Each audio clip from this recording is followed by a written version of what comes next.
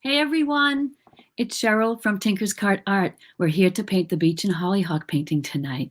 So I'm pretty excited. It's a simple, super easy painting, and we're going to do it without even a tracer or anything, really. I'm going to guide you through sketching on your lines. So thank you all for joining me tonight. Say hello when you get on in the comments. Let me know where you're watching from so that I can see who's here.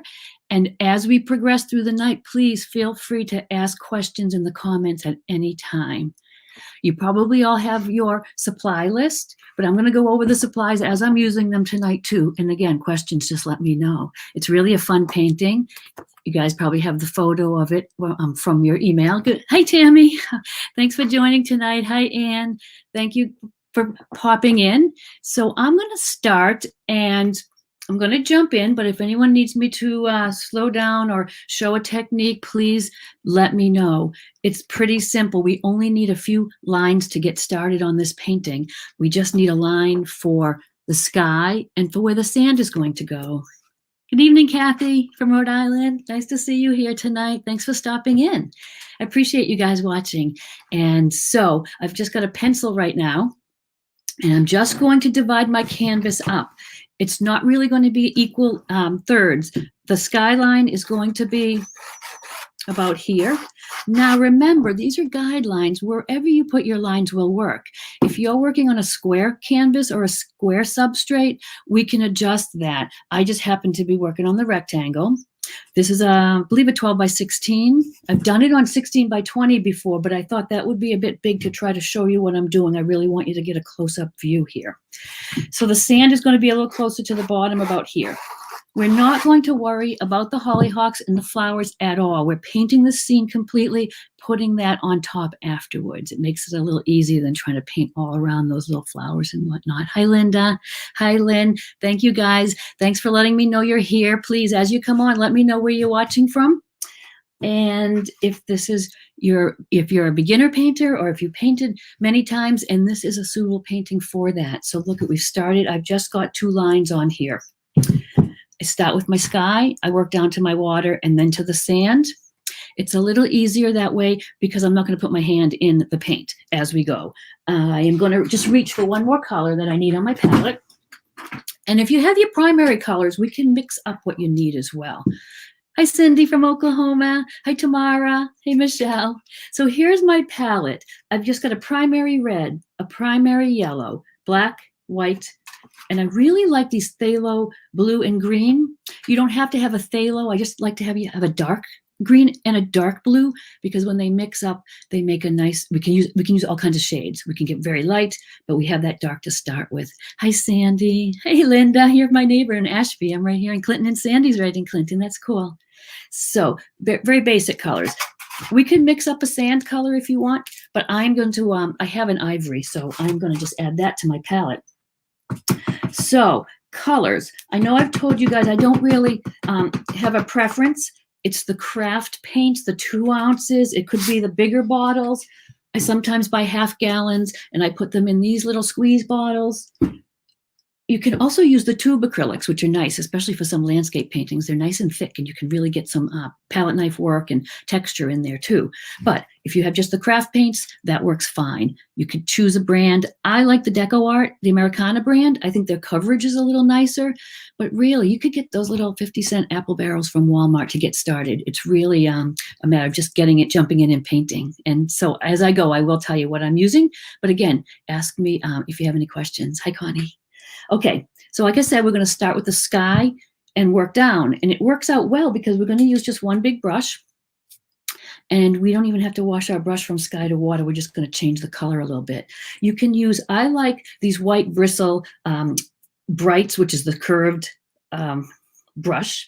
But you can use your 2-inch or 3/4-inch flat acrylic. It doesn't matter. You just want a bigger brush. You don't need to be real detail and work real small on these big areas. I find the quicker you work, the better off you are. Your paint will blend for you. If you're real careful and you're using a tiny brush, your paint is going to dry as you go, and it's going to be hard to blend, which you'll see when I start painting. So I'm going to go right into my paint. When I do my skies, I sort of do a similar sky. I change up the color, I change up the cloud formations, but basically I always start by taking just a little blue on my brush and I go right into my white. I mix it a little bit, but I don't mix it very much. I like to mix it on the canvas. That way you're going to get a nice variety of lights and darks. It's going to look more natural.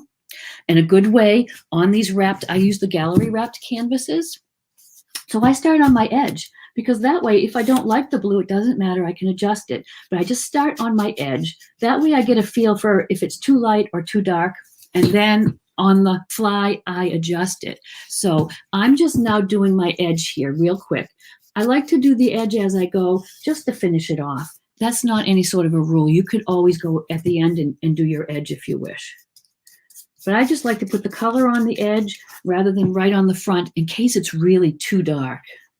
So I'm just getting my white of my edge covered there. And let me know, like I said, oh, we got Donna from Mississippi, a beginner painter. This is a great class for you. And you guys remember, you can paint along with me tonight. That's fabulous. But if you don't, or you get behind, I will upload this class when the class is done. I'll send you all a link.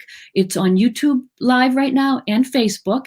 And you can stop and start that replay later. So paint along if you'd like to. I'd love that. But if not, remember, you can paint this anytime after the class is over, okay?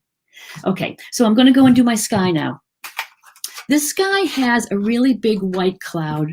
You can do that if you like, or you could put little wispy clouds. I'll show you the technique.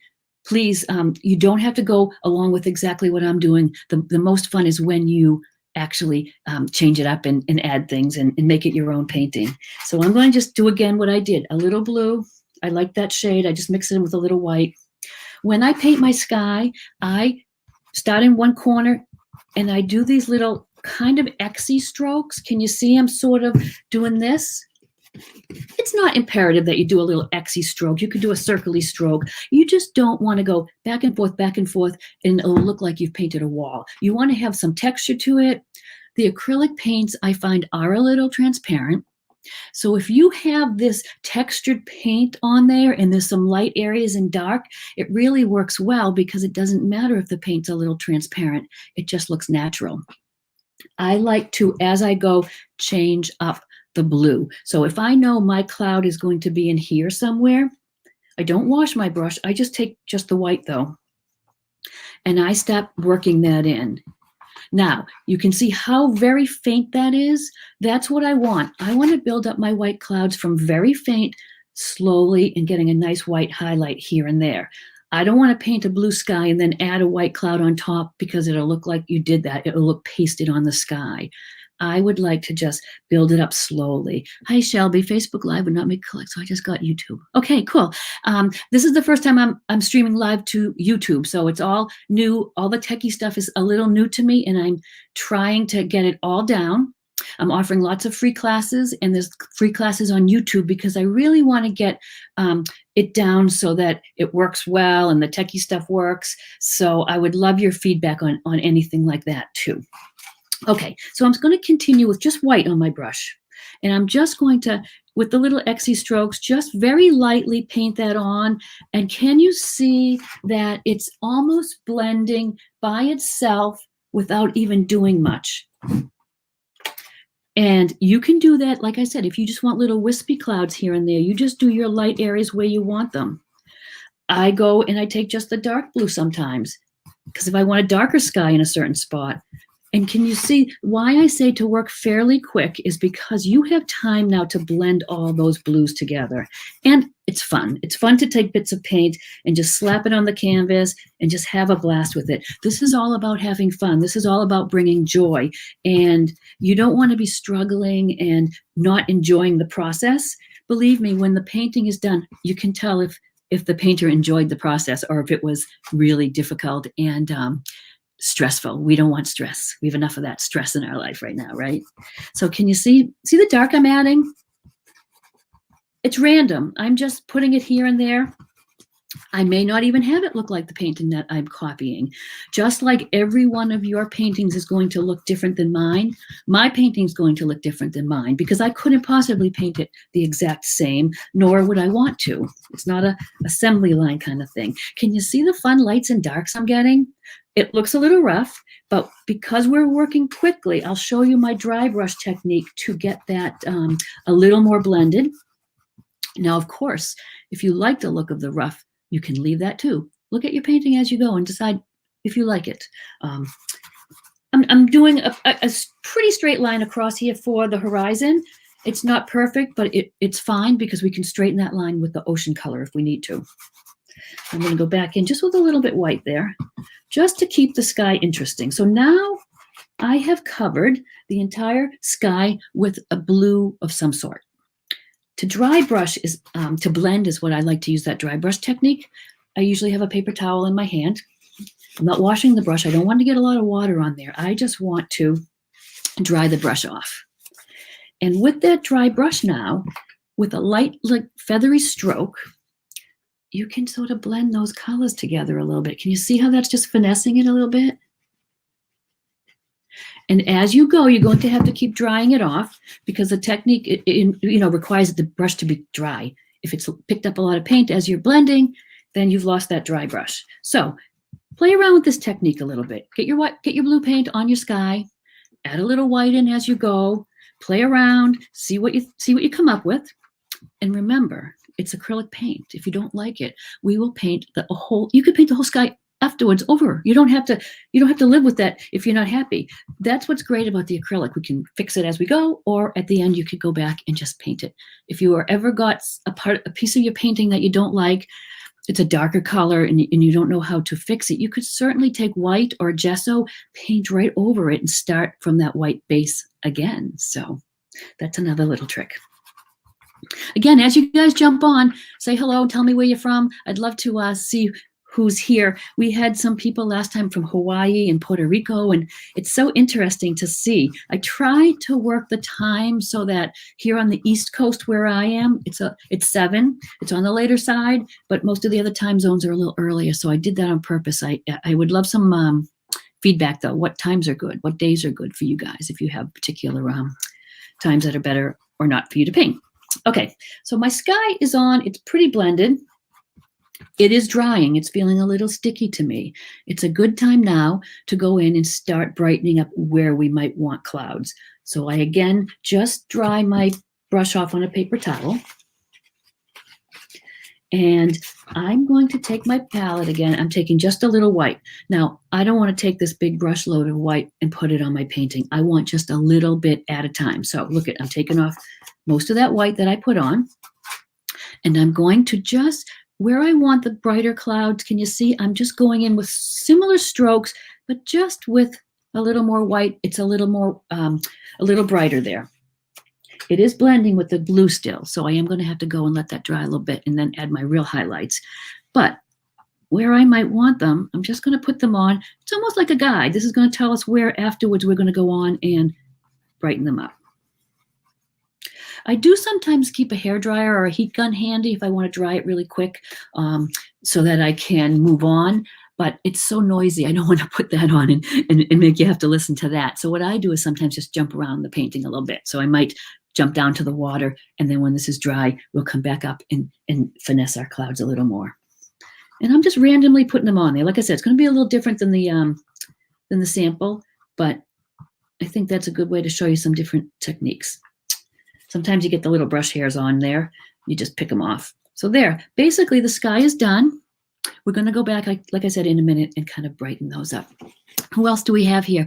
Hey, Ace, you're in Alberta. Oh, good. I'm glad the time's good for you there. And I see you're watching on YouTube, so that's working for me. That's good. And Robbie in Louisiana. Yeah, just kind of ask questions, kind of hang out with us, Robbie. And even when you're watching the replay, I'm still watching those comments. So you're certainly welcome to still ask questions, comment, or send me a direct message if you want. Send me a picture of your painting if you need a critique or help with a little something. Just send that off to me, even if it's the replay, if it's next week or next month or whenever it is. I'm still going to be monitoring all of this.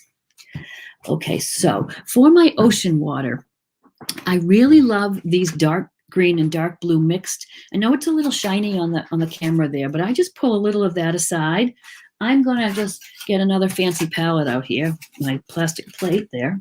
I'm taking just a little bit of each of the colors. It makes a wonderful ocean color. And you can mix that as light as you want by adding white. So I like it because it's really dark, so I get my darks, but I can go as light as I want by adding white. If you want to do like a Caribbean ocean, like that nice turquoisey color, you're just going to add a little more green and a little more white to the same mixture, and you can get that really turquoise color too. So it's really versatile. I love that dark blue and that dark green for lots of things. Oh, good, Sandy. I'm glad that 7 is a good time. All right. And Nancy's from Illinois. How's your weather out there in all these different places? We were 70 degrees on Saturday, which is pretty high for us in Massachusetts. And now today was, when I walked the dog, was like 49, so which is more normal, but boy, it felt cold. I'm really jonesing for the warm weather. So I don't know how, Rochester, Linda, you're probably similar to us. It's probably a little cooler and overcast today. That's what we had in Cleveland, Georgia. That's Shelby. That must be nice weather there. All right, so I'm mixing the dark, and I am going to start with the dark water for the ocean, and then I'm going to lighten it up. And I can show you a couple little tips for waves. This painting doesn't have any big waves, but I am going to show you how you're going to get that nice little blend for your sand there too. It's really pretty simple. And just as a little side note, I don't know if you saw the other day, I popped on, just did a little time lapse of a wave painting. I love summer, I love the beach, and I love waves. So we'll paint some more waves. And here's a couple, really, just to give you a little quick look at some wave paintings we're probably going to paint. I love this one. I love, you get that limey green in there, and boy, it's kind of cool. And I put a tiny bit of that, but not too much in this painting. This is pretty dark ocean. Again, I'm just taking green and white. Green and blue. And I'm going to put it on my palette here because it gives me a little more room to blend. And again, like the sky, I just start. I do my edge, get an idea of what the color looks like, and adjust it from there. So that's what I'm going to do. I'm just going to just quickly paint my edge. Right down to the sand line. I'm not going to paint beyond that. It's really a nice blue-green. I like it. I'm going to do the other side. There we go. Okay. Good enough. Direction. Now I want to go straight back and forth. You know, I said not to do that in the sky. It would look like you're painting a wall, but that streakiness directly across the canvas is going to work for us at this point. So I am going to do the same sort of thing. They'll paint very quickly so that I can add my lights in and little bits of waves and things while the paint is wet. I'm painting this flat. I want you to be able to really see what I'm doing.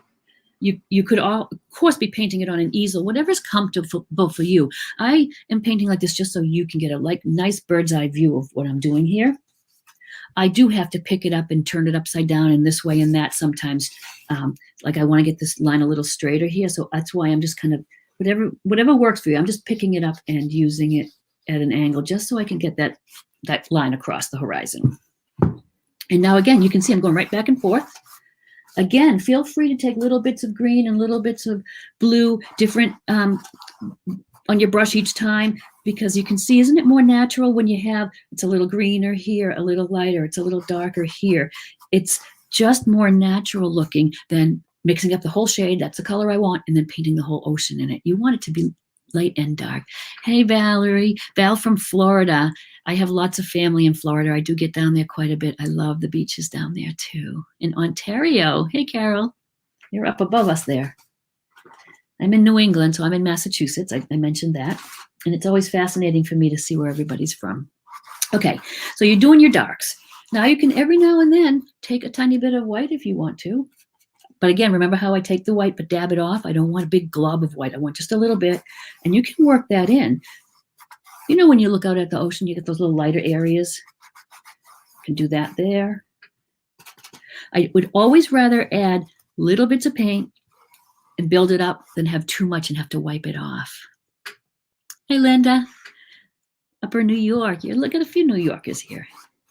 Always fascinates me to see how everyone's all over the place. The internet's kind of a cool thing, right? I had to, of course, give up my in-person paint nights during COVID, and I didn't do the virtual paint nights right off the bat. I hadn't even thought of it really. So now that I have, I really am enjoying it. It's taken a little getting the techie stuff right. And like I said, I'm doing my best and things are getting better. I'm not upside down tonight. I'm not echoey tonight. So we're getting there. But again, I appreciate your feedback on any of that. And you can see now I'm just dragging some of the light through the dark areas. I've got a pretty light area here. It's, again, personal preference. Now you're going to just play with it and get the streaks in there, and you could get as green or blue or white as you like. When I'm a little close, a couple of inches from the horizon here, I dry my brush off. Again, I'm not going to wash it till I have to really change into a different color. I'm going to go into white now a little bit more. I'm just taking a very light paint on my palette because as I get to the shore, I want that to get really a light blue, and then we're going to mix it with that sand color too. So I am just using white, but you can see it's not stark white. It's going to mix with the blue on my brush, and it's going to mix with the blue on the painting. I'm going to keep drying off my brush and just get even lighter here. If you find you can't get the lightness you need and it's just too blue still, skip a little spot. Skip a little area with your white. That's going to give you the light that you want. And now you can just blend it in here. Instead of going dark all the way down and not getting the light, if you find it's not getting light as you'd like, skip a little piece of the canvas and then blend it with that dry brush. Now I am going to grab, I put a little of the ivory color out, but you know, I have this color that I like. It's an ochre color.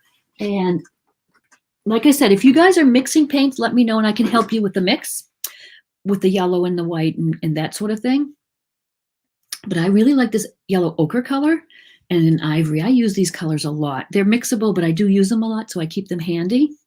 Shelby, which one? I want in on the wave paintings. Yeah. So look back on the page. The other day I just did time lapse, so it's really quick, but just shows me painting that curled wave on a little chunky canvas. But it was kind of for practice for myself because it's been a while. So I wanted to practice it because I want to come on and do some of those wave paintings for you guys. So that we will do soon. I'm sort of skipping spring and I'm jumping into summer paintings, it seems. But I do have some nice spring paintings too. There, I kind of made a mess of my palette because I wasn't paying attention and I was talking, but that's nothing new. So, hey, Jen. Amber Goves. Oh, yeah. Oh, you're just sending him for message. Yeah, please, you guys, it would help me tremendously if you shared my page, got your friends to follow, and it would be nice to see a big, a nice group.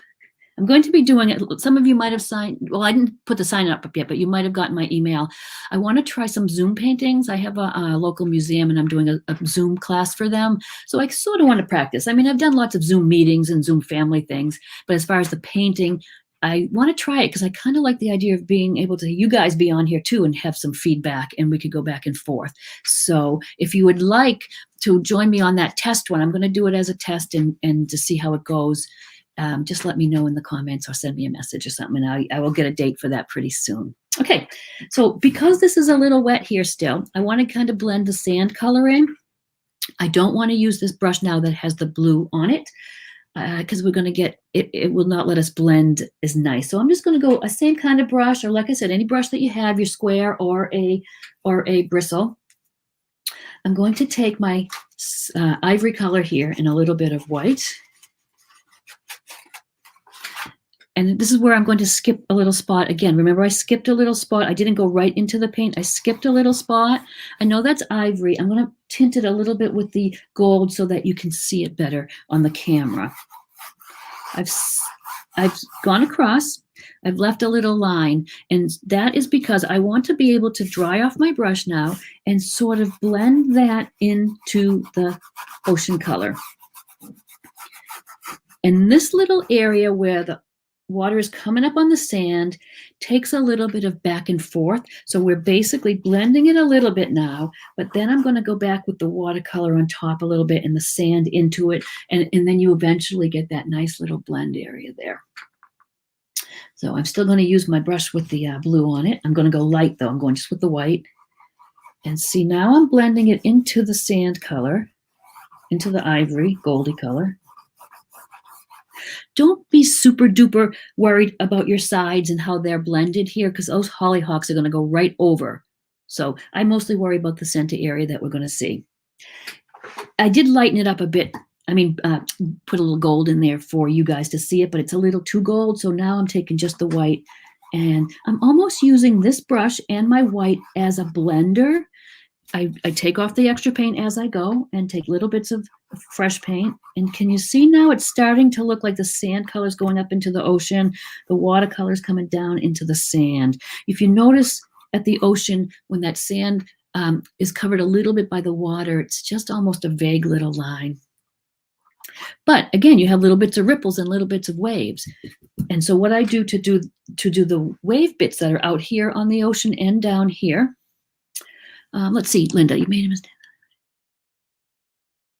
You know, a lot of people, Linda, come on and do paint on the media paper just to give it a try and practice. And yeah, I think it does dry a little bit quicker, but you're going to be able to actually see what we're, see how the colors react and know where to put things. So it will really help you. I would still continue on. Maybe even if you say you've done your sky and it's dried too quickly with some of the blue mixture, wet it with the paint, not with water, but just go on with the paint and then quickly dry off your brush and then go back with your white. So just work a little faster, but it's going to be a great tool for you when you go to paint it on canvas. So you'll be fine. Okay, so I'm going to take, how I do little bits of waves is I bristle brush, but remember, I don't mind. You could use your square, either one. I take a little white just on the corner of my brush. Okay, I'm not dipping the whole brush in. I have just taken a little bit on the corner. There, just in the corner. And I'm just going to, with that little bit, almost just here and there, just run across. It comes out sort of raggedy, but that's how a wave would be. How simple is that? And doesn't it look like a little wave across there? Way back in the back here of the ocean, you're not going to see individual waves like that. It's more down here. So I kind of just bring them mostly down towards the shore here. If you put it on and you don't like it, you just dry off your brush and you could scooch it right away, or you could soften it. This is a little bright for here, so I'm just softening it a little bit.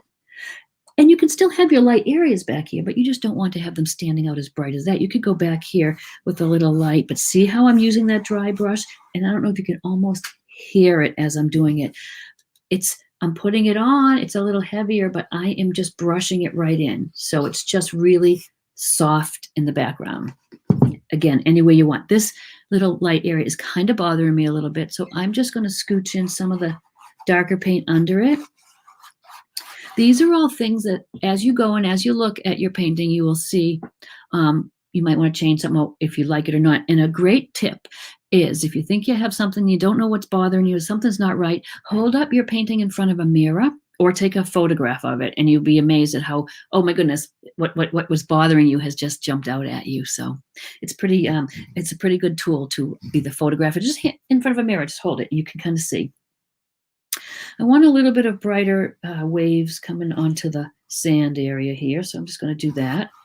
I have some blue on this brush just by mistake, but look at it works, so it kind of just blends in. And I think you don't need too much. I didn't put too many little waves. You could, like I said, though, it's your painting. Make it your own. I'm not your boss. I'm not the boss of you. You can put in whatever you like.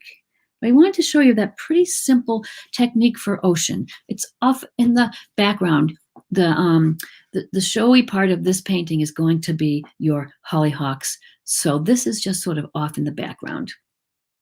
While we're at it, I did put a little tiny bit of sandbar or sand color across the back here and a little sailboat. So why don't we do that? And then I'm going to go back in and show you how I brighten up those clouds, and then we'll work further down in the sand, and then we'll get to the flowers. How is everybody doing? As many people painting along with me, or are you all kind of getting some ideas to paint for the replay? Probably have some of both, but let me know. Okay, I really like flat brushes for fine lines, believe it or not. You are welcome to use a little liner, but I'm going to just take that sand color that we need for that little horizon line there. But when you are on the chisel edge, look, you could get a nice fine line. And that is not a perfect line, and it's not a straight line across. It's stop and start. I just go along and I stop and I start, because if I tried to make it perfect, it's not coming out perfect. But if I do it on purpose a little wonky, then it works. Hey, Jim, how are you today? And Mary, thanks for watching. And Shelby's going to watch the replay. Hey, Ace. Oh, I'm glad you're painting along, and I'm glad you're having fun. And Linda's going to watch. So either way, like I said, I'm here now to answer questions, but in the replay, I'm going to monitor it too. And don't worry if you have any issues. I'm going to be there to help you along. Okay. So that's all there is for that little line. I'm going to rinse that brush off. The care of brushes is pretty important. My brushes, some are more expensive than others, but they will all last well for you if you take care of them. Of course, it's a little bit of do as I say, not as I do, because I'm not always the best. But these big guys are pretty sturdy, and because I'm going back into the colors, I do leave them here. Any of the acrylic brushes, the littler ones, I make sure I rinse after each use and dry them off. Paint in a brush like this will dry on there in like minutes, and then it's going to be hard to clean it. And when you do, you're going to get that little frayed brush because of all the beating it's taken when you're trying to clean it, and the paint dries in the ferrule and it makes it all splayed. A little tip though, if you do have some of those brushes, is dipping it or running it into really hot or boiling water and then reshaping it. You can kind of bring it back to life again. But if you just take care of them as you go, you'll probably be better off. So, hi, Linda. Try to paint along with you. Yeah, it's a good way to do it. Paint along with me, but don't panic. And then because you know you're going to be able to come back. And I do have people send me pictures of their painting by messenger and saying, oh, I need a little help with this or that. So please feel free. I'd be happy to do that. Okay, that little teeny boat, I'm not even going to have you sketch that on. We'll sketch on where our flowers go maybe if you want to, but this little guy is teeny. So when I'm doing little detailed areas, I always water my paint down a little bit. When I'm doing detail, I want the paint to flow like ink. I don't want it to be draggy like the thick paint, especially when it's been sitting out for a little while. So I just take and pull a little bit of my white paint to the side, take a little water, and I want it more to flow like ink. So that's what I'm doing. I got my little fine brush. I'm just taking a little of that watered down white. You want to put your little sailboat in the middle somewhere, usually not smack dab in the middle, but if you put it too close to your sides, you might cover it with your flowers. It's basically a little triangle shape. It's just a little, that is all it is. And I'm going to hold this up to the camera so you can see.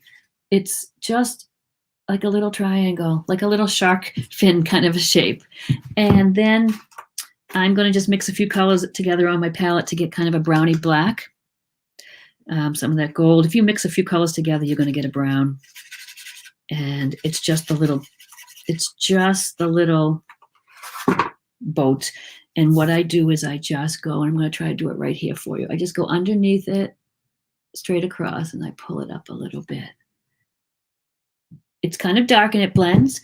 And because of that, I will take a little white maybe or ivory. Sometimes if it's lost in the background, you can just add a little light or ivory on top just to brighten it up. But remember, it's far off in the distance. You'd hardly see it.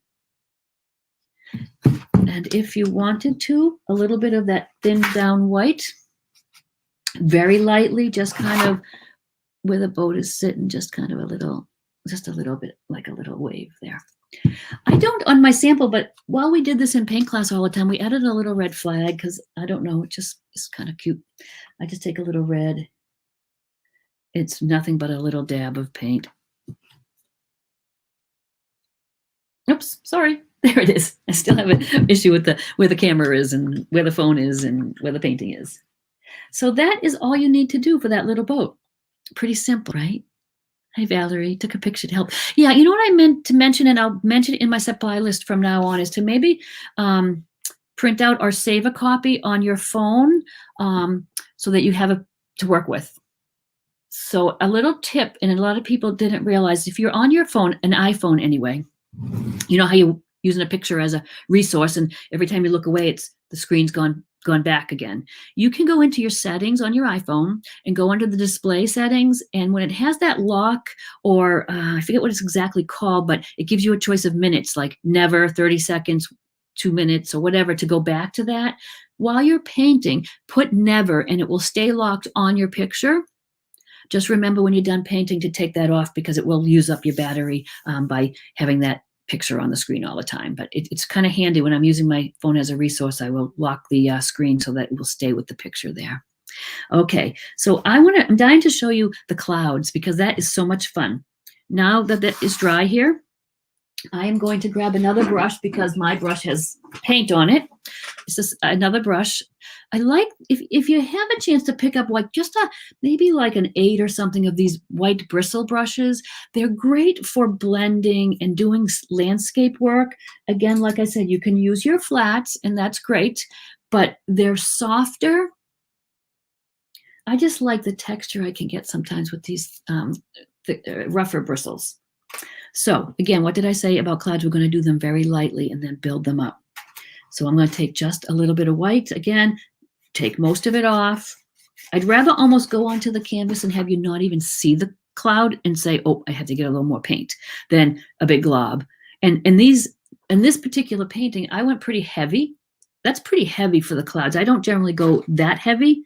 I like that look though. So what you would do is back to where we started, a little bit of white on there, and I'm doing those same kind of crisscrossy strokes, but I'm barely touching the canvas. Can you see? You can even see the texture of the canvas through my paint. So I am just very, very lightly crisscrossing strokes where I want a cloud. So I'm kind of following the line, not the line, I'm kind of following the lightness of what I had under there. As you run out, just take a little more and wipe off that little bit and just get a little wispy light clouds in there. You can almost take your brush, it's hardly any paint, and you can almost scumble it too if you wanted to do it that way. You play around with these techniques and see what you like. Again, the brush is shed sometimes. So last time on the painting, I did this big cloud mass that kind of went down and over to the side. I'm going to do just that so that I can do a tiny wispy one up here so you can see if you wanted to just do a tiny wispy cloud. My tricked clouds is, and it doesn't look so much in this picture like it, but I like to do the top of the cloud very light and the bottom is going to fade away into the background. So can you see I only scumbled it, but I made like a little bit of a roundy section and then I sort of kind of tapered off. What I would do is now get a little more paint and this is an awkward angle for me, but I want you to see it. So I kind of am just going a little darker, brighter rather, on just the tippy tops. Just that tiny little couple of dabs make a really nice looking cloud. So I'm going to do the same thing. I'm taking just a little bit of white again, wiping off the paint, and I'm going to get a little heavier over here on the top. And again, you're going to look at your picture that I sent you and say, oh, it's a little different cloud, but I just want to show you some different techniques. So I'm leaving this a little lighter, and it's almost like that's behind it, and here's a little cloud in front, say. I start, and I don't want to say it's formula-like, but I do kind of paint them sort of the same. I paint kind of a circle-y bit, right? And then a little bit of a half circle, and then I sort of slowly taper right off. I can either dry my brush off now and soften it if I think there's too harsh of a line there. Really isn't, but I just want to show you the technique. So can you see how just a little definition now, a tiny bit brighter on your clouds, just on the tippy tops, is a kind of a cool look too. And you could go as many as you want. You can make a little bit of a cloudy bit here going out if you wanted. This is where you're going to have fun and play around and make it your own. Hi, Lena. And Linda, oh, thanks. But Linda, look at how easy, like they're super simple. And it does take a little practice. Oh, Valerie, it's not too late. The link is still on the Facebook page, probably right below where the live is showing up, a sign up button. But afterwards, I can send it to you too. So don't worry. I will send that to you. It's never too late. You can sign up even if the class is well over. I'll still have the sign up button up so that you do automatically get that supply list. So no worries. So the clouds. It takes a little practice, of course, but just don't overwork it and don't worry about it too much. Just have fun. Just get the teeniest bit of white on your paint, scumble in like little circly shapes, dry off your brush, Underneath those clouds you just made, soften them, and then go back on the tippy tops and just kind of make them a little brighter. I like to add sometimes, and it has to be when it's good and dry. See on the picture, there's a little bit of yellow gold in the bottom, like a little sunshine shining through the clouds. That is just this goldy ochre color that I like. Tiny, tiny bit. Take most of it off. You barely want any on there. And if it's dry, you can just lightly put that in. If you did it when the sky was a little wet, you'd probably end up with green, but this is barely there. You can see it's just barely there. It's just a little sunshine.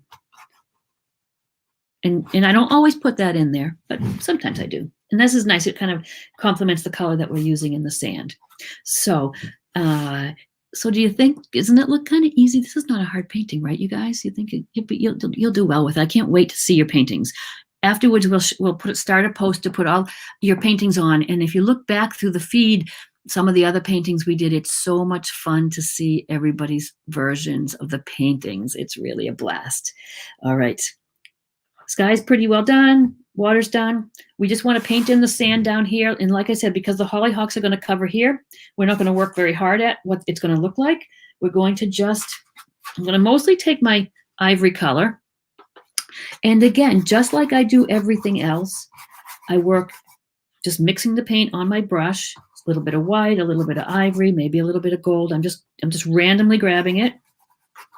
And what I did not do is do the sides this time. So why don't I do it real quick so that the painting will be completed. So I'm just grabbing any of those goldy and ivory colors and putting it on the edge. And now up here, I'm going to work sort of with the crisscrossy strokes still, because sand would be walked in and blown around and it would not be perfect. It's going to be a little bit rough and ready. And you can see my palette. So you see I'm going into ivory sometimes. I'm going into white sometimes. I'm just going to go up to that area where we finished with the water coming in. Wait till we get to the flowers. That's a blast. I don't know who saw my little tutorial the other day. I just wanted to kind of show you how quick and easy and fun the flowers were. So I did a little tutorial, which I'll show you the paper I did. I painted that on the media paper and mixed media paper. So you can kind of see now. See, you got dark and lights. It's wet. We have plenty of time to like smooth out that globby that dark bit. But I want to get the paint on fairly quickly because it does dry quickly. And if you work too slow, first of all, you're going to worry about the details too much and you're going to get too precise and too tight. But if you do it quickly, you're going to have plenty of time to blend. And there's a lot of paint on here, so now I'm kind of using the dry brush just to mush it around.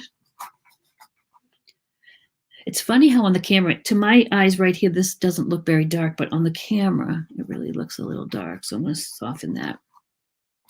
And really, that's all there is. You can, if you want, take some white and just put it in here and there if you think it needs it.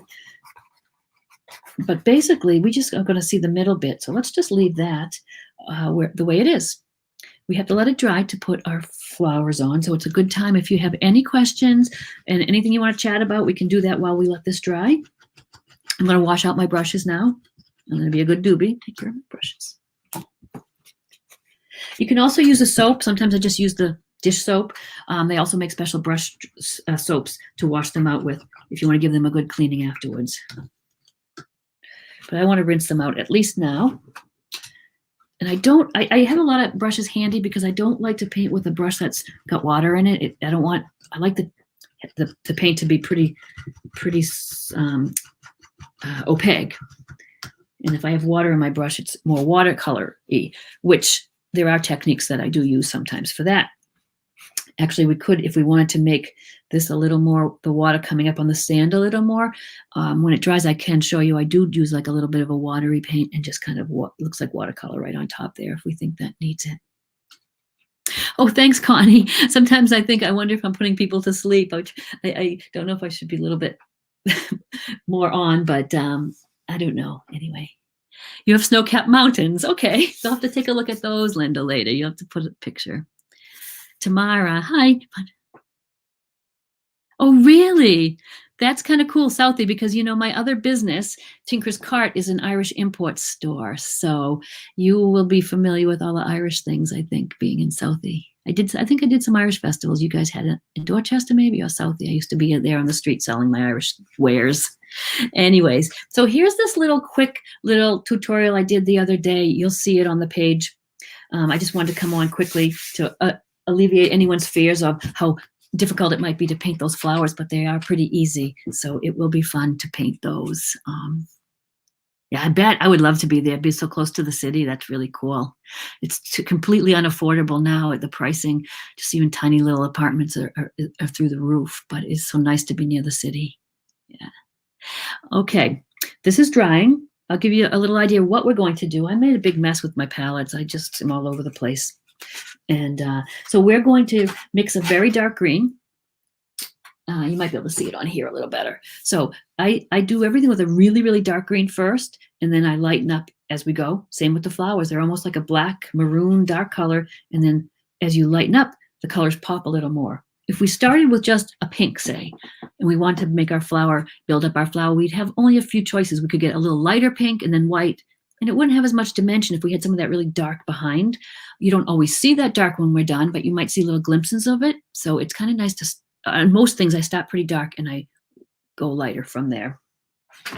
So we can, now, if you would like, if you feel more comfortable, you could just take a little piece, oh, with my camera, a little piece of chalk and just sketch in.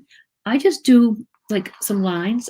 You could very well freehand this with your brush. It's not anything that you have to worry about exactly, but if you'd like, you could just do a little bit of chalk. I kind of do just 3 lines on the right and a couple on the left. I never want anything perfectly even. I don't want 3 and 3 and have it being mirrored. So over here, because I have 3 there, I'm going to just do 2. Now, you can do some little ones coming up here afterwards. That's all we need for a guideline for the flowers, really. Let me get some clean paper towels because, like I said, I like to have a paper towel in my hand usually, dry off the brush as we go. And I'm going to mix up my dark green. I'm going to go to my flat brushes now. These are just the acrylic flat brushes. I like to usually have one, like a larger one, like we had over here before, like the big guys. And then I have some smaller. And I use them really, it's so versatile because you can use it for a nice wide stroke, but you can use it on the chisel edge and get really fine, fine lines. So I'm going to get a dark green, and it's just a little black and the green, the phthalo green. You may have a dark green, a bottle already mixed. That's fine. I'm just trying to go a little simpler on the colors. So it's pretty dark, but it is green still. Whenever I'm painting something that grows, grass, flowers, whatnot, you want to start at the base and work up. You want it to taper, the top to taper off nice and thin. And a little trick for that is, I've got my paint on my brush, not too much, is on the bottom, I press the brush down a little bit, and then I almost wiggle it because I don't want it to be perfect, and I go all the way up. And then when I want that thin area, I lift it right off the canvas. The paint is a little draggy, so you can see when you go and do something and see the paint's a little draggy, that's when it's a detailed part. I add a little water to that paint now. And I'm going to try to go this at an angle so you can see exactly what I'm doing. I'm going to start at the bottom. I'm going to press my brush down so it's a little thicker there, and then I'm going to wiggle it because I don't want it to be perfectly straight because I couldn't make it perfectly straight, and then I just lift it up. You just lift it up off the canvas. So you say, oh, I can't paint a really thin line like that. You're not painting the thin line. You're just removing the brush from the canvas and you get a thin line. I'm not following my chalk lines perfectly. There's no need to. Those are just going to erase if we just wet our finger and take them off afterwards. So then I've got 2 there started, and I'm going to give myself another one here. They're kind of a guide, really, because we're going to have leaves all over the bottom here. I think on mine, I kind of did one coming out like this. And then we'll just get these guys in just to sort of place them. So it's just, again, that dark green. The thin chisel edge of just a flat brush.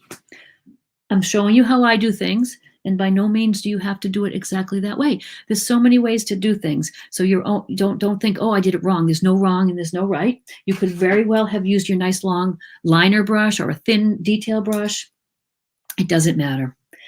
Now, we have a lot of foliage behind those flowers. We don't want them to look like, they're just little stems with frail little flowers.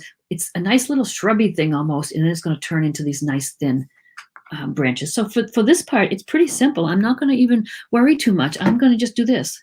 I'm taking that dark green and I'm just slapping it.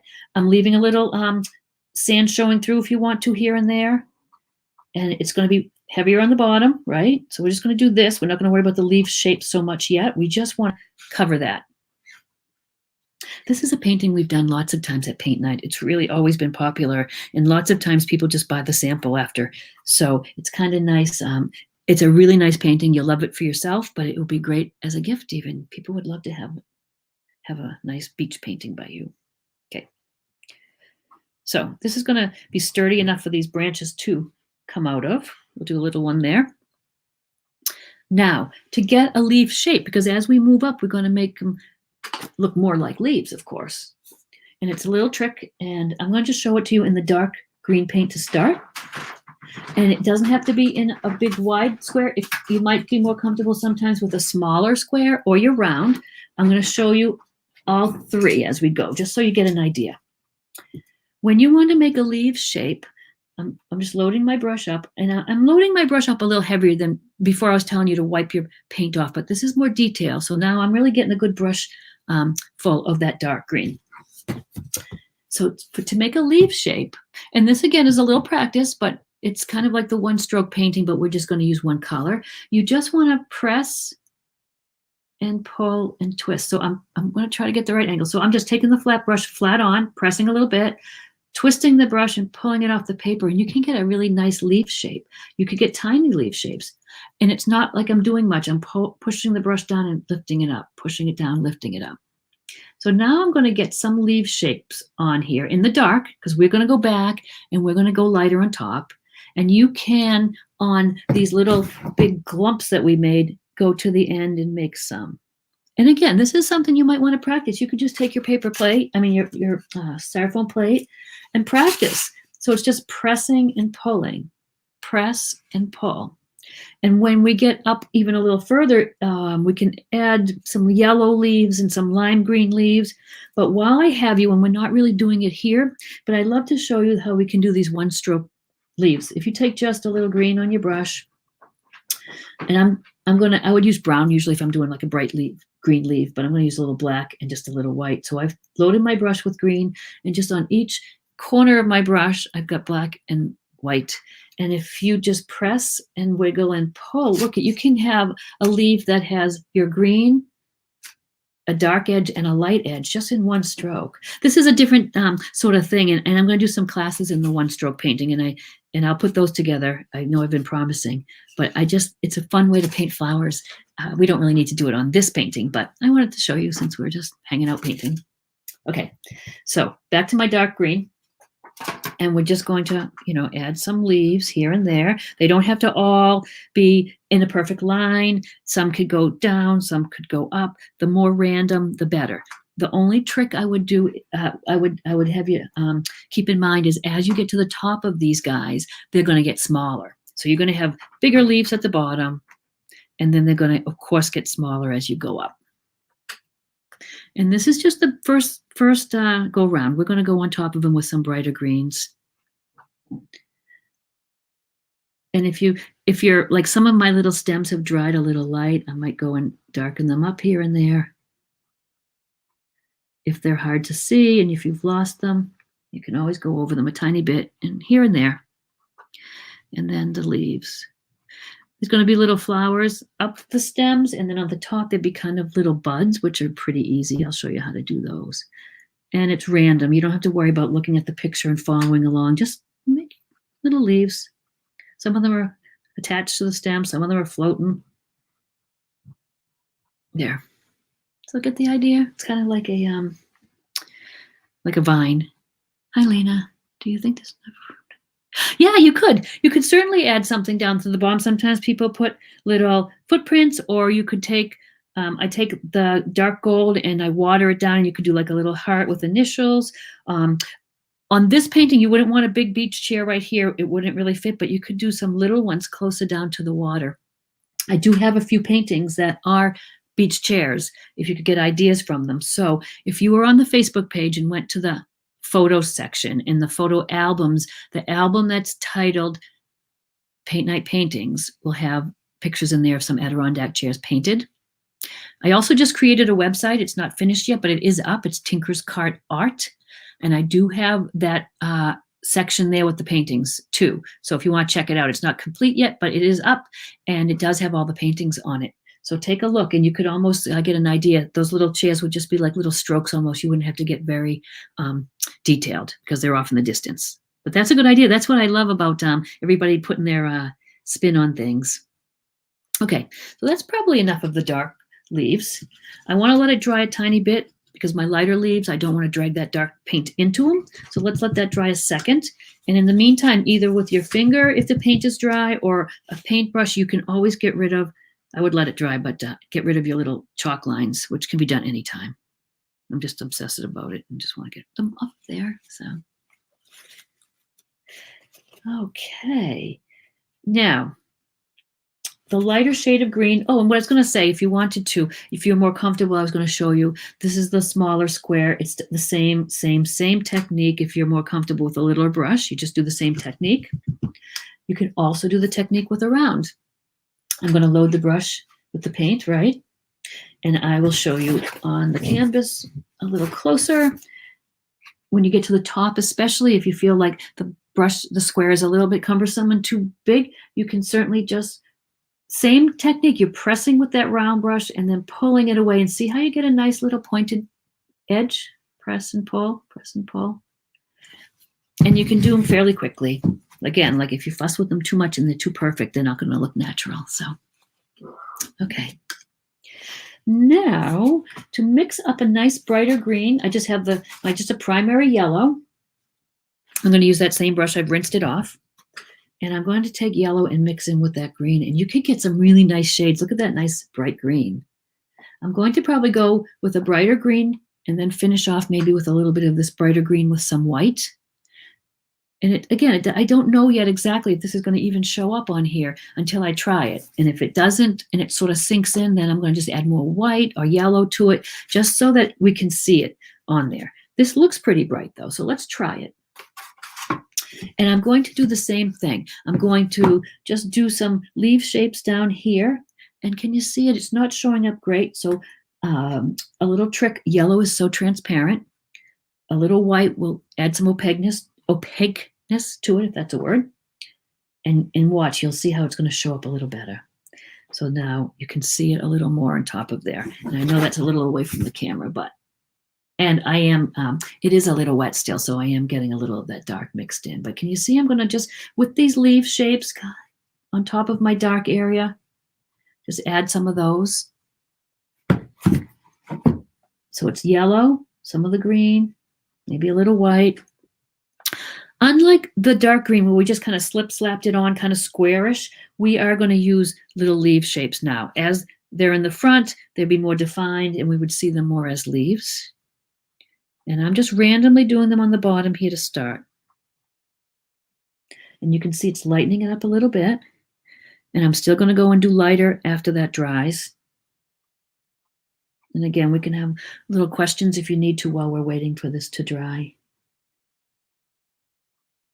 I don't want to go too light yet. Okay, so up here, you're going to just make some leaves. Those are pretty bright, aren't they? I'm going to get a little greener. No rhyme or reason. They don't have to go in between the darks. They can go on top of some darks. They can go beside some darks. My dark green over here, dried almost black. So I'm going to go on top of some of those just to lighten them up. Getting a little smaller again at the tops. And I do go onto my stem and I don't do a whole line of light because at this point, you wouldn't see the stem by itself. You just see what's in between the leaves. But here and there, you can add some light bits just to highlight a little bit of that stem.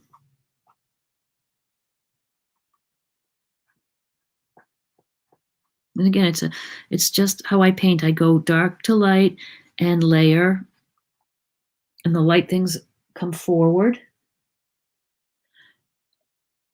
And I know they show up, you can see they're showing up a little better close up. I know when it's down here, you can't really see. I'm putting those leaves on and it doesn't seem any different, but it is showing up a little more. And like I said, I'm going to just highlight some of the stems. I'm going to add little leaves. Sometimes I add more yellow or more white to it. They can all be different shades. That's how they would be in nature. So as many or as few as you like. They could be pretty simple.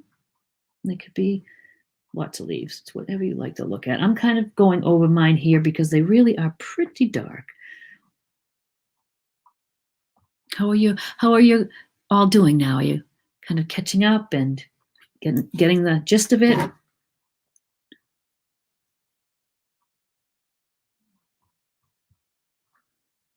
There. And then I would just add a little bit of white, a little more white. I've got that green color I've mixed. And add just a little bit more white to it, just to brighten it up. I don't want it to be a too minty green, but I do want it to pop. I want some of these leaves to pop. I am working a little bit on wet leaves too, but I do want to show you what yeah. So you can see how those really lighter ones are really coming forward and just making it interesting. And remember, we still have the flowers. They're going to be the main show. This is just the prep work underneath. Okay, a few more bright ones. And then I think we're good.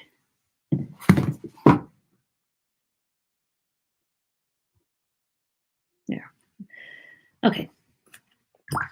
Let's let that dry a tiny bit. And I'll show you what we're going to do for colors on the flowers and give you an idea how we're going to do those. And it's going to be, like I said, starting with like a dark maroon color. I'm going to go to a little smaller square brush now, I think, just so I have more control. I'm taking just a little bit of black and I'm going to mix it into my red and I'm going to get a maroon. I don't want it to be really black. I want it to still see some of the red. I don't want to go too dark, but that looks like a good shade right there. Although it looks dark on the camera. It looks really dark on the camera. In person, it's a little bit lighter. And we're going to paint our flowers with that color. I'm going to let that dry just a second, though. I paint one on the paper maybe just to show you what we're going to do while this dries. I'm going to make just a rough shape. So I've got my square brush. It's flat on, and I'm just wiggling it a little bit so that sort of makes petals. And then we're just going to fill it in. So we're just going to start with a shape that's like that. Your shape could be similar. It doesn't have to be the same. It can be more, you see what you like for a flower. It could be something like that, a little bit more of a lacy look. They're not all perfectly round. Some are just little ones. Sometimes it's just a little bit of one peeking through. That could be that shape. The buds are nothing more than just pressing your brush down. At the top, they're just going to be buds. Oops. Didn't really see. I was just kind of pressing the brush like that. And then we're going to go with some lighter shades. So I take that same, then I'm going to go into, just dry my brush off and go into the red. It's not going to show up a lot, but it's going to be a little brighter. Just a little red on top of that maroon. And can you see I'm just roughly putting it on? I'm not following the shape. I still want some of the darks and lights to show up. And again, on the paper, it's sinking in, but then I'm going to just keep adding white and get a little more pinker. And we're going to following the shape of the petals, but I'm not following it exact. I want some of the edges to be dark and light. I want to keep it a little dark in the middle. And then we would just keep adding white to get as bright of a color that we want. Sometimes I keep it a little bit brighter on the edge of the petals, whereas you can probably go in even just with your little liner brush at that point and sort of do your edges. If you're not getting as bright of an edge on your flat brush, you could go in afterwards with a little bit of a liner brush and kind of do that. And that just builds them up. You've got dark, dark behind. We're going to add some yellow in the centers afterwards, those little yellow dots. But we start pretty dark, and then it pops nice when we get that really nice pink. All right, this is a little wet, but I'm going to go ahead and start putting on our dark maroon flowers, our bases. So I'm going to use that small brush again, and I'm just going to wipe off because it had a little lighter pink. We're just going to wipe it off. And I've got that color I mixed up that's kind of a maroon, and they're bigger at the bottom, so you can make that random shape, and they're a little bigger down there. So I have mostly the whole flowers down below, and wherever I think we need them. They get a little smaller as you get up on the stems. Big flowers like that, you'd never get supported up there. So you want to look a little natural. And can you see I'm just randomly doing those shapes? Now, if you felt like it, you certainly can use your round brush. It gives you a little more control if you want to take your maroon paint with your round brush and make your flowers. If it works better for you, please use whatever brush or tool that works for you. I'll show you how I do it, but it's not written in stone. It's whatever you want to do. When you get up a little further, like I said, I get them a little smaller. They're not all exactly plunked right onto the stem. Some could be over to the side. They don't have to all be lined up like little soldiers. Kind of vary them a little bit. And as you get up here, you're really going to kind of just dab your brush down and make little buds. You see, I'm just really just dabbing my brush down, and then there are more little flower shapes as you go. And they can vary. I'm pulling a little more red now into the maroon just to make some of them a little lighter. If I have a leaf or something I don't like that dark one, I'll put a flower right over it. And then remember, you can always have some, like I said, little half flowers peeking out. This needs a few more down here because it's a little bit too many leaves. Let's really fit some more in there. Ideally, I would let these leaves dry really well. I'm just kind of jumping ahead and putting them on there, but whatever you would like. It just seems like it'd be drag less of the green in there. There. That is probably good. We'll do one peeking out down here, and we'll move on down to the other side now. I'm adding my tiny bits of black as I go just to keep that maroon. And then as I put them on, I sometimes lighten it up with a little red. Just like everything else we've done here, we're using different shades of the colors. So there we go. I'm going to use this brush for the flowers down below, and then I'll switch over to the liner brush as we get smaller above. And we can add the colors, the lighter pinks on top while these are wet too. It's nice to have that blend in a little bit.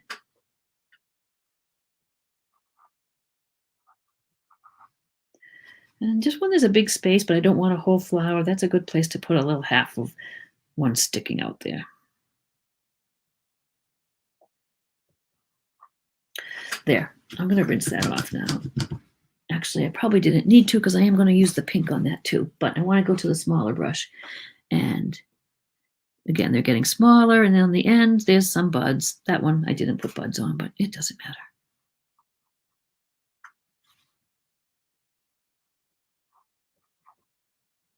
If anyone needs help finding supplies or where to get things, again, let me know. I can. I get all my paints and things sometimes online and sometimes just at the craft and hobby stores. I know during while we've been shut down a little bit, they were harder to find. Like Michael's was always out of paints for some reason, but I do find a good supply at Joann's usually. So if you ever have something and you're having difficulty finding it, send me a message or comment and let me know. I can sort of point you in the right direction.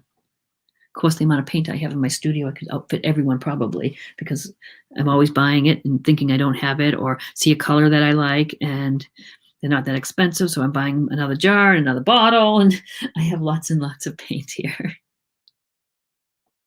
All right. Let's see. Now is when I look at it, and do I need any more anywhere? I don't think so. I like to have some leaves show. And when they're all painted in and you think you need some nice bright leaves somewhere, you could pop those in afterwards too. I'm going to rinse again that little liner brush because that is the one that the paint will harden on that in a minute, just having it sit. And again, now we're going to do our dark to light, our layering. I'm going to go with a little bit of red, just red by itself.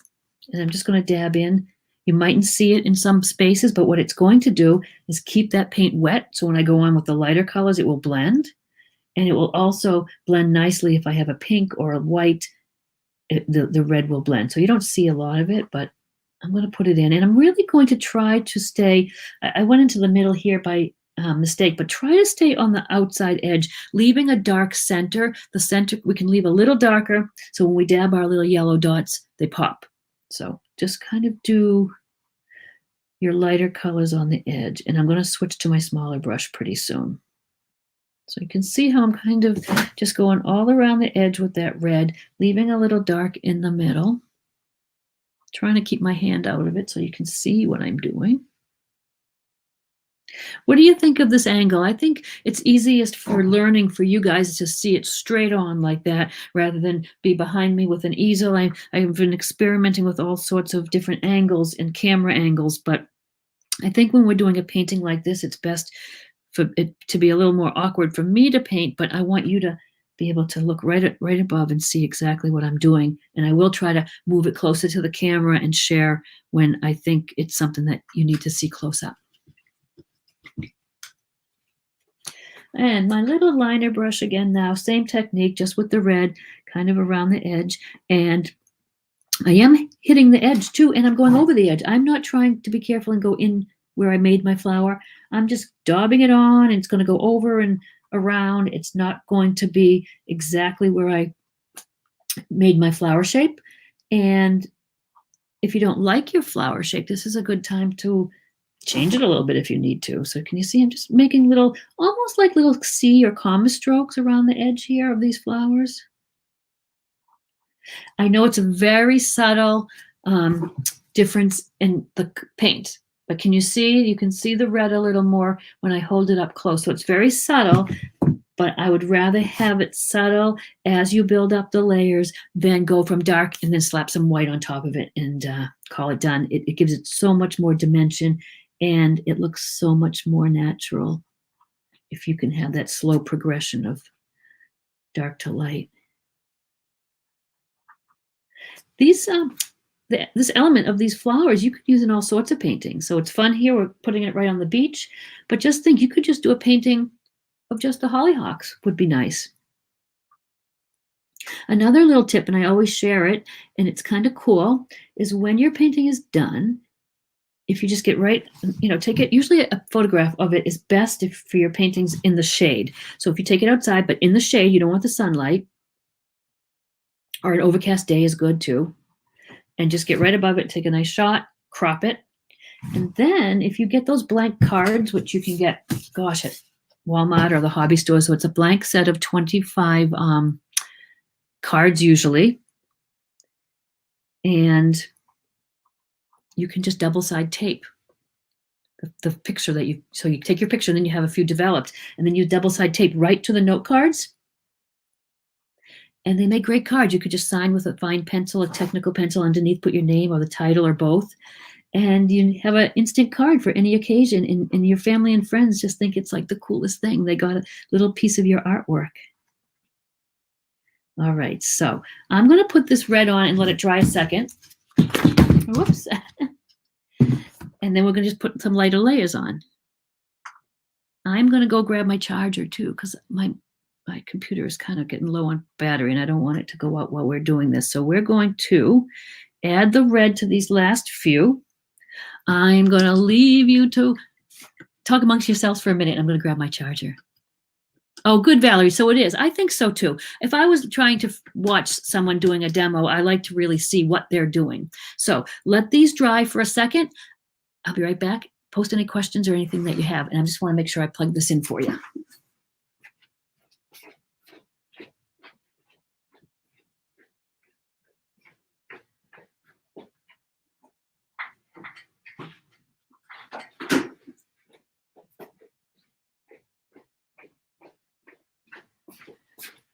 All right, I tried to remember all the things before I start, but I forgot about plugging in my laptop. So let's do that.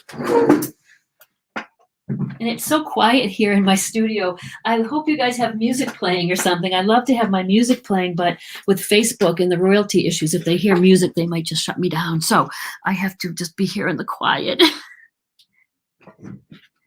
But I hope you guys have a good playlist. Any special painting? I'd love to get some new music. All right, so we're ready to go brighter. And this is the most fun part, is when you put those last few highlights on and it sort of just pops. So I'm going to make up a pink with a little white and some of my red. Going to get a little brighter this time. And then I'm just going to finish off with some white highlights. And I'm using the same strokes. I'm going to use little like C strokes, kind of. They could be separate. You could just go around the edge and see how I'm leaving that dark center. And I'm not, oops, where are we? There we, oh, I had to do it this way. The painting's too big. So come on, there we go. So I'm just kind of daubing on that pink. I'm leaving some dark showing. I'm not fussing with it. I'm just going to, like I said, the quicker you go sometimes, the better. I want you guys to have fun doing this.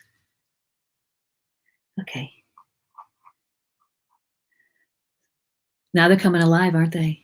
And then we add our little white bits. They are going to be so cool. Sort of a technique. I know these, I did them as hollyhocks, but same sort of technique you could use for lots of flowers. See a photo or something of flower you like. Think of what color is it? How dark can I go for the base? Then you're going to use that color, mix it with some white, and just in layers build it up. They're a little abstracty and they're a little painterly. I do tend to paint painterly. I rather see the brush strokes and lights and darks and palette knife sometimes. That's just my style. Brighter colors, more whimsical. But you can have your own style too. If you'd like to check out more paintings, of course, like I said, I just started putting a website together, tinkerscartart.com. But I also have a design site. I do a lot of illustrating and, speaking of whimsical designs, and they're on a different site. If you ever wanted to look it up, it's CherylHughesDesigns.com.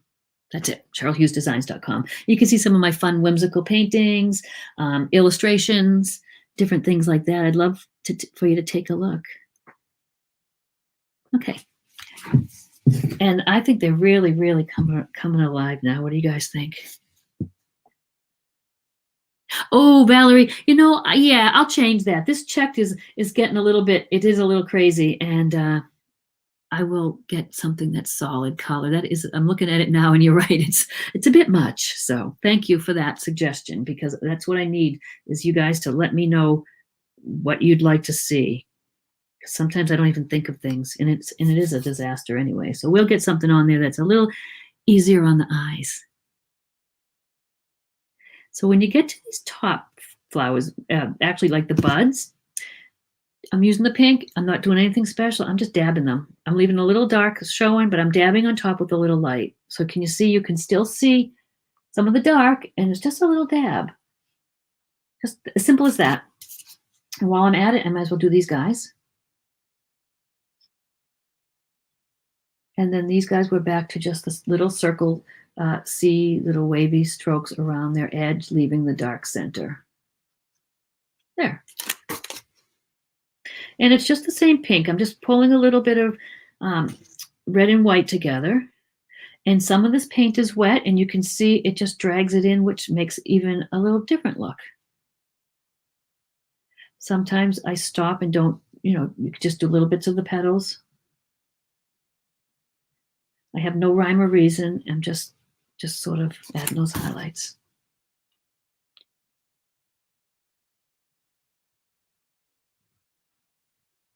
And I'm going to go do one more, a little bit of a brighter white here and there.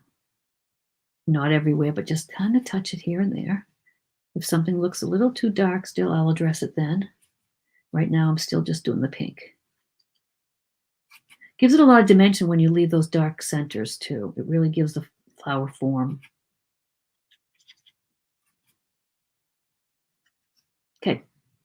Now, a couple of ways you could add those white highlights. And Shelby, I can't wait to see your painting when you try it tomorrow. So now you could take just a little white on the tip of your brush and just hit it here and there. I'm mostly on the very outer edge with that, just a little tip. But it's just as easy if you would like to take your round and do the same thing, just with white. And if you work sort of fast, which is nice, this white, you don't want it to be stark white. You don't want it to be really bright and just outliney. You want it to mix with that wet paint. So another reason why I do work fairly quickly. So right here it's wet, and I'm going to put it on there, and you can see it streaks with the red and the pink. It's not a solid outline. I'm using a liner brush, but I am not trying to use that point as I would if I was doing some detail. I am sort of almost on a side sometimes, pressing down. It's a little thicker here and there.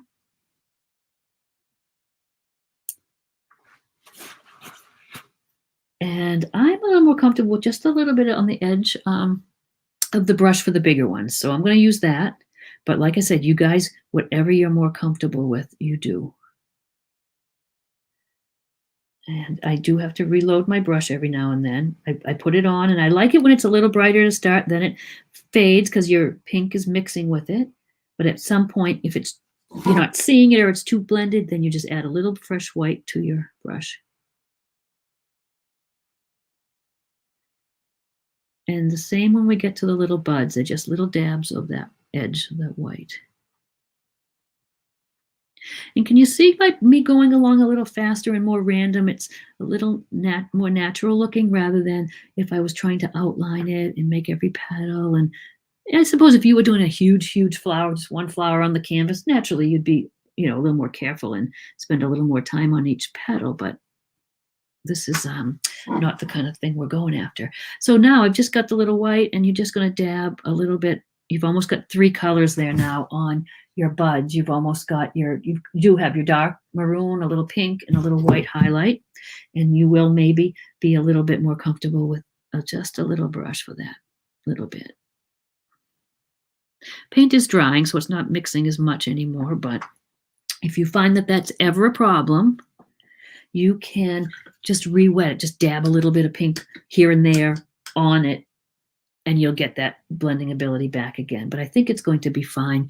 I think I'm going to use just a bit of a light touch, and I just don't want it to be too white. So I'm just using a light touch so it does almost look like it's blending. And these bigger flowers are still a little wet.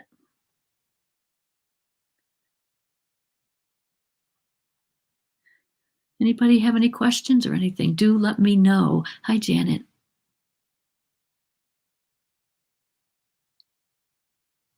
Okay, I'll have to take a look. I'm not sure which painting that you're looking at there, but I will go and look. I have so many ideas for new paintings. Plus, there's so many paintings there. I've been teaching the in-person paint nights for quite a while, so I do have quite a little collection already. But I have some paintings that I want to rework a little bit and for the spring, and I'm going to get working on those soon. But if you guys have any favorites, if you see things you would like to request, please let me know, and I would consider that, of course. Or if you have any ideas of things you want to paint or photographs of things that you might want me to turn into a painting for you, I'd be happy to do that as well. There. What do you think? I'm going to see what it looks like there. Yeah, it's a little dark in those centers, but that's okay because that's going to make our yellow pop. So I know it looks a little dark now. But now you'll look at your painting and you'll say, geez, it's too dark. Then you can add more pink and you can add whatever you like. I'm going to put a few leaves in now that are really going to pop because I know where they can go without being covered by a flower. I've just rinsed off my little square brush that I was using, and I'm going to make a really light colored leaf. I'm going to get a lot of yellow into that green, add some white. And now that it's dry underneath, you might find that they're popping a little bit more. So here and there, I'm just gonna, if I see an area that looks extra dark or needs a little brightening, I'll just put one of those leaves right in. And on the edge, I like to have them kind of floating out too. So I will put some here and there if I think it needs it. You can add more any way you want. It's a little dark up here to me. These light ones are really popping now. Can you see? There you can. So it was a little dark. So I want to address that by adding a few more really bright leaves here and there coming off. Same one here. Just a few here and there. Not a big deal. If I didn't do it, probably wouldn't have noticed, but just a little touch, a little something. And then I get carried away. But we will stop there. We're almost ready. I mean, we're almost done, actually. I love hollyhocks too. I wish I could grow them, Valerie. I have really good luck with morning glories. That's my thing. But the hollyhocks are gorgeous. So now the only thing left really is the little yellow dots in the middle of the flower. I know I've showed you little tricks for doing dots. I'm not going to use it here, but I want to show you.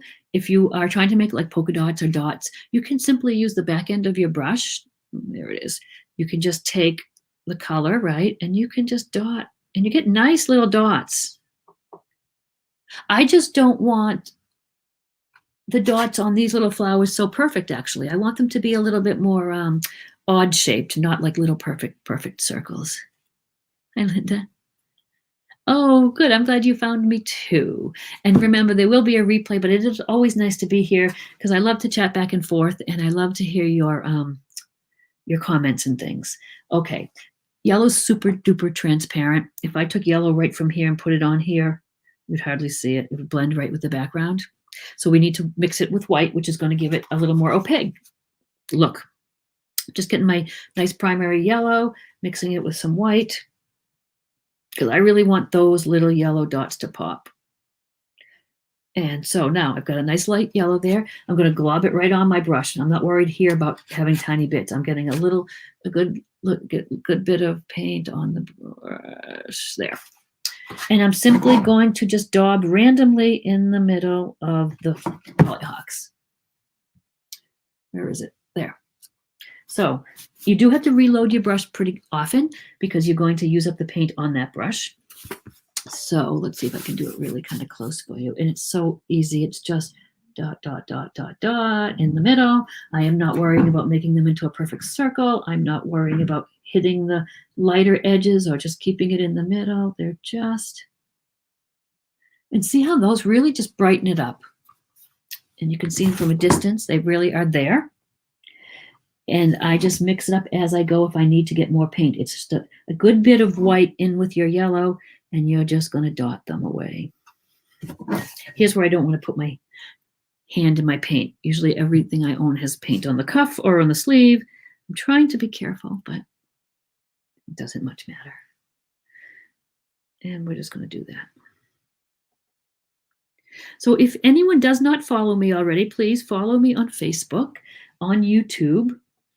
And if you'd like, if you're not, you would probably be on my email list from signing up. But if you are not on my email list, let me know. I'll always let you know when I'm going live. I sometimes, a lot of times, just pop on live and do a little demo or a little painting that's not really scheduled. If I'm painting it anyway, I figure I may as well turn on the camera and you guys could come along for the ride. But keep an eye out on the page and follow me. If you follow me, and I think there's a notification button or something, and that way every time I go live you will get a little notification ahead of time. But I try to give you a heads up too if by email, just a quick little I'm going live in a little bit message. And if you would share with your friends, I would love it if you have some friends. And what I try to do is a lot of very beginner paintings. And even if the painting looks a little difficult, I will take you slowly, baby step by baby step through it. So you don't have to worry about, I can't draw a straight line. I don't paint. I've never painted before. I've done all the hard work. I've come up with the design. I will give you a tracer if it requires it. I've got the color scheme there, which you're of course welcome to change, but all I'm going to teach you is the technical part, like put your paintbrush here, make a dot, do this with your paintbrush. So you don't have to have any painting skill. It's a great way for beginners to get started. I really am excited when I hear about people that either gave up painting when they were young and are back into it or have never painted. It's such a fabulous pastime. It's creative. It brings you joy. It's relaxing. The stress we have going on, isn't it nice to have a little escape? So please tell your friends, and if you have someone who's not painted before, so tell them to come along and watch, because I think I could teach them to paint. So we are almost done with all these little dots. Some are heavier than others. You can see, look, I forgot this guy altogether. And signing your paintings, of course you want to sign your paintings. You can sign a date. I usually do the lower right-hand corner. You could do it any way you want. You can do it on the back. I will lots of times just use a Sharpie if you don't feel like you want to, you don't like your handwriting or whatever, you can use a Sharpie. And also, I love, love, love these paint markers. These are Posca paint markers. And I know there's other brands. I like the Posca, but I think the others are good too. And what's different about these than the Sharpie is pretty flat, and you know what Sharpie looks like. These look more like paint. There's paint in these pens, and you shake them up, and it shakes the paint up, and they are great for detail. We don't have much on here that you'd need the marker for, but if you're doing any kind of painting with any sort of detail that makes you a little nervous, use the paint marker. It's really a cool way to have a little more control. We're all used to writing with pens. And after you paint with the brush a little bit, it comes second nature, like a pen would to you. But if you'd like and feel more comfortable with those markers, that's a great solution for getting some detail on things.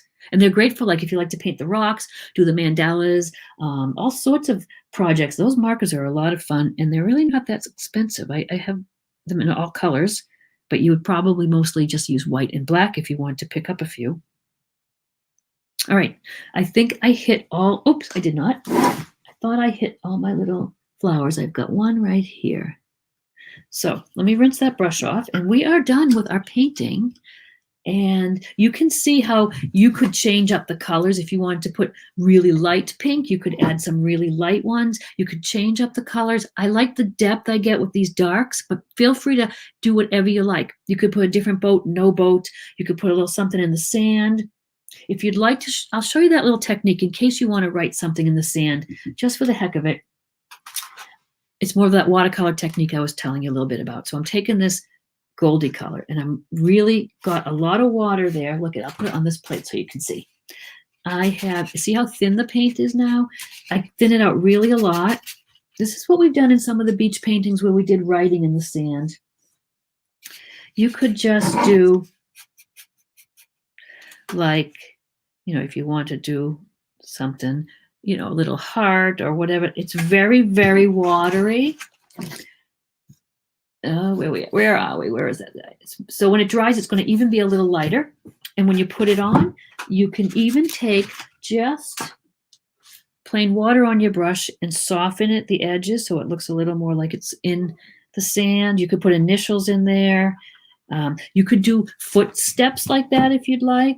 So that was just a little technique I just wanted to quickly show you. I'm not going to leave it on mine. I'm going to just keep mine with the water. But and you can see how with the acrylics, if it's wet, you can wipe it right off. So there's lots of ways to adjust and fix little mistakes if you think you made them. I would sign it across the bottom here. You could do it in white or black or anything you wanted. Any other questions at all? Thanks, Eileen. Thank you, Connie. Alabama, Lynn. What's your weather? You're warmer down there, I'm sure. We're waiting for our warm weather here in Massachusetts. Are you doing more with the sand at the bottom? You don't have to, but you can if you want. I think on mine, I did a little bit of white here and there, maybe. I'm just adding some white in some water, just like we did with that other bit. And you could put little bits in there. If you wanted to, say you needed a little more blend here where the water meets the sand, this is when I would go in with a little bit. I would go back and forth like I mentioned earlier. I would take the light blue that we had for our water, say, right? But I'm really thinning it down. Again, I'm adding a lot of water, so it's almost watercolor-like.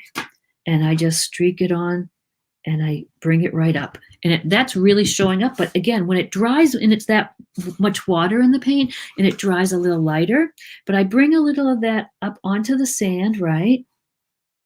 You can even do it with a little white, because it would be maybe a little bit of the wave is breaking a little bit. And if it needed further blending, this doesn't really, but if it needed further blending, I would do the same exact thing with my sand color. I would water it down and then just streak the sand color in. So I'm just working down and up, just making it a blend so it's not a harsh line. But again, you can make little footsteps down here in your sand if you wanted to. You could do some lights and darks if it looks too plain. I think in my painting here, it looks like I've got a little bit of, I'm trying to get the shine off there, the glossiness, but I do have a little bit of some of that gold maybe mixed in there.